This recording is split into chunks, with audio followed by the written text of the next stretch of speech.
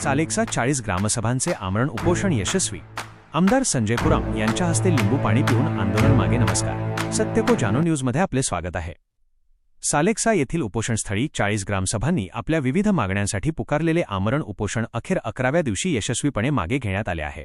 19 जून 2026 पासून सुरू असलेले हे उपोषण 29 जून 2026 रोजी 1:30 वाजताच्या सुमारास थांबवण्यात आले।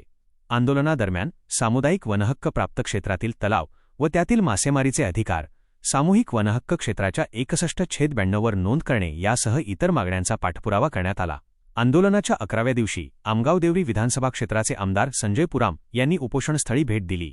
यावेळी त्यांच्यासोबत गोंदिया जिल्हा परिषदेचे उपमुख्य कार्यकारी अधिकारी, पंचायत वासनिक, उपविभागीय अधिकारी देवरी, कविता गायकवाड, सालेकसाचे नायब तहसीलदार आणि गटविकास अधिकारी, पंचायत समिती सालेकसा उपस्थित होते।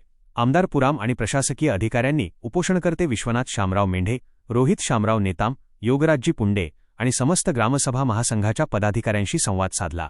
मागण्या पूर्ण करण्यासाठी लवकरच जिल्हास्तरावर सभा घेऊन निर्णय घेण्याचे आणि वनहक्क कायद्याच्या प्रभावी अंमलबजावणीसाठी प्रशासनाला निर्देश देण्यात आले आहेत। आमदार संजय पुराम यांच्या हस्ते लिंबू पाणी पिऊन उपोषणकर्त्यांनी आपले आंदोलन मागे घेतले।